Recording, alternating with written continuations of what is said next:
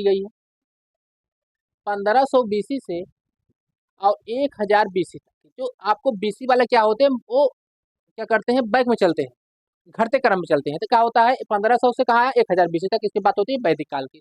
आपसे एग्जाम पूछेगा कि जो वैदिक काल है उसको कहाँ से कहाँ, उसका काल कहाँ से कहाँ तक है, तो आप कहेंगे भैया कि इसमें 1500 से और 1000 बीसी तक। इसी में हम लोग ऋग्वेदिक काल को पढ़ते हैं, ठीक है, किसमें, पूर्व वैदिक काल में। अब जो उत्तर वैदिक काल है मेरे भाइयों, उत्तर वैदिक काल ये है 1000 से, जब ये पूर्व वैदिक काल खत्म हो जाता है तब आता है 1000 से 600 बीसी तक आता है कौन, कहेंगे ईसा पूर्व तक आता है कौन, वैदिक काल, उत्तर वैदिक काल। अच्छा, इसी जो उत्तर वैदिक काल है इसी में हमने लोहे का उपयोग करना सीखा था, या हमें प्रमाण मिलता है अंतरखेड़ा एटा स्टेडियम से। अंतरखेड़ा से हमें पता चलता है कि हमने यहाँ से इसके बारे में जानकारी प्राप्त की है, कि हमें लोहे का साक्ष्य मिलता है कहाँ से, अंतरखेड़ा से। ठीक है मेरे दोस्तों, कोई दिक्कत नहीं है, कोई परेशानी यहाँ तक नहीं होनी चाहिए। वैदिक सभ्यता क्या है, ये जो वैदिक सभ्यता है ये ईश्वरीय वाणी है, ये भगवान के समझिए एक वाणी है जो अपने ऋषियों को दिए। कौन, भगवान ने अपनी वाणी किसको दी है, ऋषियों को दी है। और ऋषियों ने क्या किया, अपने जो शिष्य थे उनको दिए। ये वैदिक सभ्यता क्या है, एक ईश्वरीय वाणी है।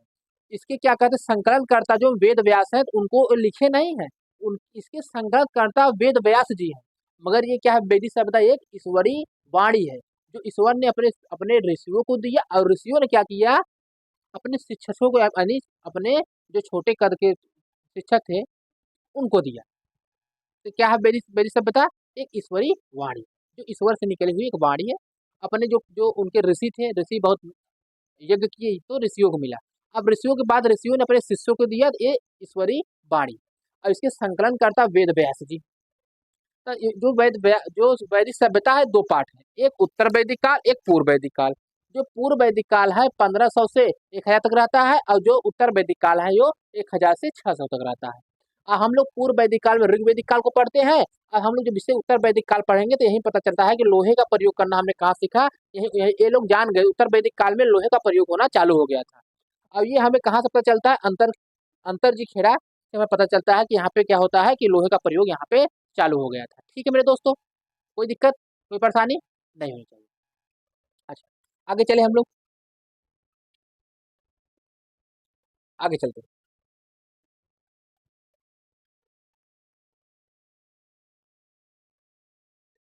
जो ये थे कौन, वैदिक काल वाले, ये क्या थे, वैदिक काल में क्या होता था कि वैदिक काल में ये जो थे वैदिक काल वाले, समझ लीजिए तो बता दें जिससे आपको दिक्कत ना हो, समझ लीजिए। ये जो वैदिक काल,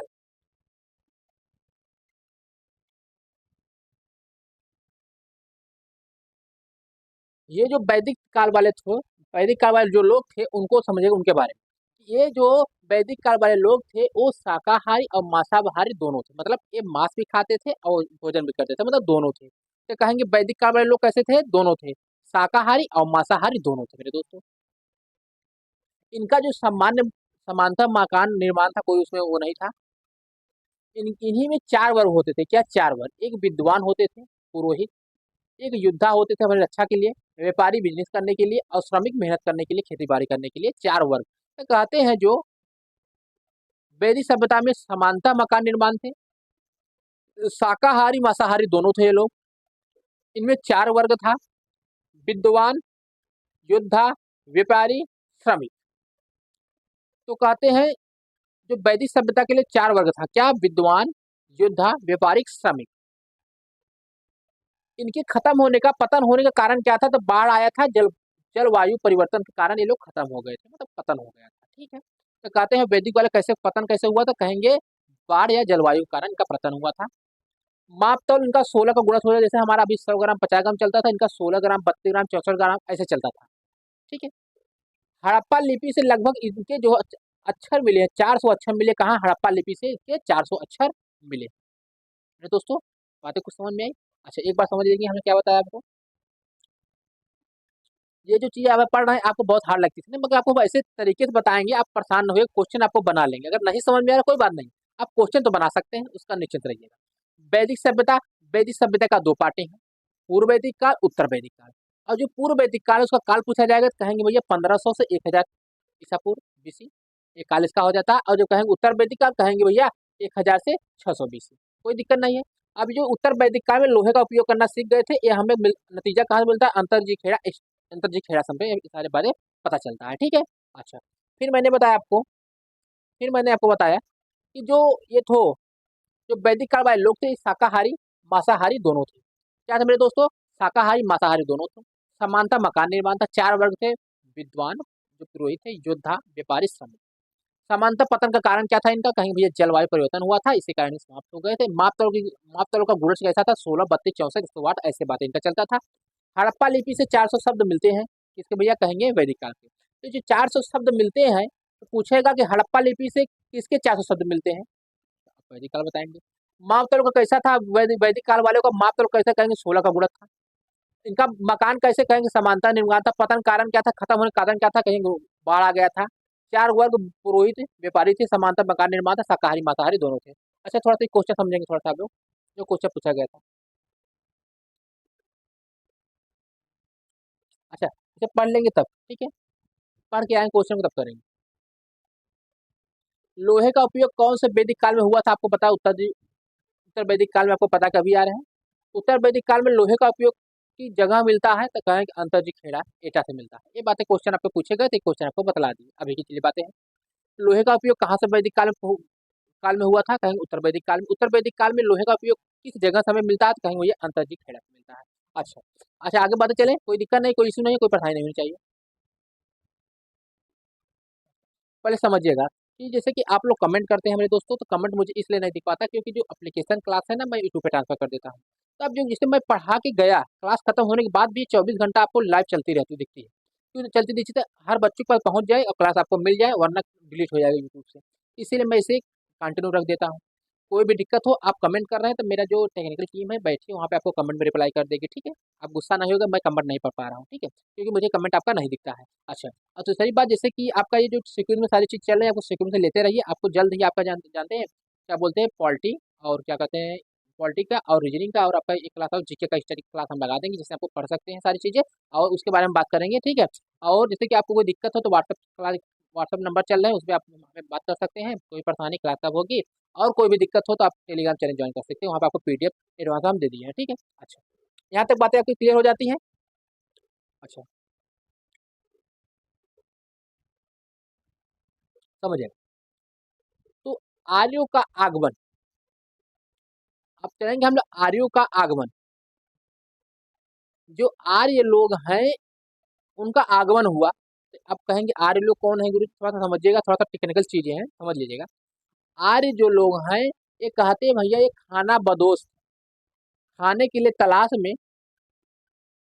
पामीर के पठार से घूमते हुए भारत आए और यहीं रहने लगे, ऐसे कहते हैं, लिखा मिला है। कोई कहते हैं कि भैया सिंध में ये लोग रहते थे, ये लोग सिंध से आए, भारत में रहने लगे। कोई कहते हैं भैया कि ये लोग यहाँ से आए वहां से आए, एक लोग खाना बदोश थे। तो भैया इसके बारे में प्रॉपर जानकारी नहीं मिलती। आर्य को आगमन हुआ उसके बारे में हम लोग पढ़ लेते हैं, जो क्वेश्चन एग्जाम पूछा जाता है, आपको कोई इसमें दिमाग नहीं लगाना, ठीक है। आर्यों ने इस व्यवस्था को जन्म दिया, समझो। आर्य शब्द का सबसे पहला प्रयोग 1853 में मैक्समूलर ने किया। आपसे एग्जाम पूछा जाएगा आर्य शब्द का सबसे पहला उपयोग किसने किया, तो कहेंगे मैक्समूलर ने कहा। और आर्य का अर्थ है भैया सबसे सर्वश्रेष्ठ। आपसे पूछेगा आर्य का अर्थ क्या है, तो कहेंगे सबसे सर्वश्रेष्ठ, सबसे उच्च। मैक्समूलर मैक्समूलर ने कहा कि भैया ये मध्य एशिया से आए थे। मैक्समूलर ने कहा कि मध्य एशिया से आए थे आर्य लोग। आपको क्या बताना है, आपको बस पूछेगा कि मैक्समूलर ने कहा कि भैया कहाँ से आए थे आर्य लोग, तो कहेंगे भैया मैक्समूलर ने कहा है मध्य एशिया से आर्य लोग आए थे। अच्छा, एक कहते भैया अभिलेख कहाँ मिलता है, बोझ कोई जो बोगज कोई जो अभिलेख है ये 1400 BC पुराना है, मिला है। बोगज कोई अभिलेख मिला है भैया इनको, कहाँ से भैया, कहे मैक्समूलर को। बोगज कोई अभिलेख जो मिला है ये 1400 BC पुराना है। और ये कहते हैं भैया कि मैक्समूलर जी कहते हैं ये मध्य एशिया से आए, कौन, आर्य लोग। अच्छा, अब मैक्समूलर ने कहा ये मध्य एशिया से आए थे। अच्छा, अब ये कहते हैं एडवर्ड एडवर्ड मेयर ने कहा भैया ये पामीर के पठार से आए थे। मतलब सब अपना अपना मत दे रहे हैं, ठीक है। आपको क्या एग्जाम से मतलब है, हमने कहा भैया आर्य का आगमन हुआ। आर्य लोग एक खाना बदोश थे, खाना की तलाश में, खाने के पीने के चक्कर में भारत आए, यहीं बस गए। आर्य का मतलब भैया कि सबसे सर्वश्रेष्ठ है। आर्य शब्द का प्रयोग सबसे पहले 1853 में मैक्समुलर ने किया था। ये बातें आपको समझ में आ रही कि नहीं? ये बातें आपको समझ में आ रही कि नहीं? कहीं गुरुजी ठीक है, आप जो पढ़ा रहे हैं समझ में आ रही है। बस आप लोग इस पे ध्यान दीजिए, क्वेश्चन कैसे आता है हम बता देंगे, आपका क्वेश्चन बन जाएगा। आपको क्या टीचर बनना है, जानकारी प्राप्त करनी है, कुछ नहीं। अच्छा, मैक्समुलर ने कहा भैया ये मध्य एशिया से आए थे, बोगस कोई अभिलेख मिलता है इनको 1420 से पुराना। अच्छा, अब एडवर्ड एडवर्ड मेयर ने कहा भैया ये पामीर पठार से आए थे। तो आपसे क्वेश्चन कैसे पूछेगा? मैक्समुलर ने बताया आर्यों का आगमन कहाँ से कहा, कहेंगे भैया मध्य एशिया से। और एडवर्ड मेयर ने कहा पामीर के पठार से ये लोग आए। मेरे को तो समझ में आ गई। अच्छा, अब क्या होता है थोड़ा सा देख लेते हैं, फिर क्वेश्चन करते हैं। अब पेनका हार्ट ने कहा कि भैया ये लोग जो आर्य लोग हैं जर्मनी से आए। पेनका हार्ट ने कहा भैया आर्य लोग जर्मनी से आए। पेनका हार्ट ने कहा भैया, हार्ट ने कहा कि जो जर्मनी से आया। और दयानंद सरस्वती ने कहा भैया ये तिब्बत से आए हैं आर्य लोग। अच्छा, सब मत दे रहे हैं अपना, कोई कंफर्म नहीं है, ठीक है। अच्छा, गाइल्स हंगरी कहें, गाइल्स कहे भैया ये हंगरी से आए हैं। और तिलक कहे भैया उत्तरी ध्रुव से आए हैं। भैया हम लोग किसकी माने? हम लोग किसकी माने? ये लोग कहाँ से आए हैं? आप लोग बताएंगे हम लोग किसकी माने कि आर्य लोग कहाँ से आए? तो भाई गाइल्स कहे भैया हंगरी से, तिलक कहे उत्तरी ध्रुव से, दयानंद सरस्वती कहे तिब्बत से, पेन का हार्ट कहे जर्मनी से। तो भैया ये लोग आपको बता पूछता है एग्जाम से, भैया पेन का हार्ट कहाँ से बताया कि आर्य लोग कहाँ कहेंगे जर्मनी से आया है। दयानंद सरस्वती कहते हैं भैया तिब्बत से आया है। गाइल्स कहते हैं हंगरी से आया है।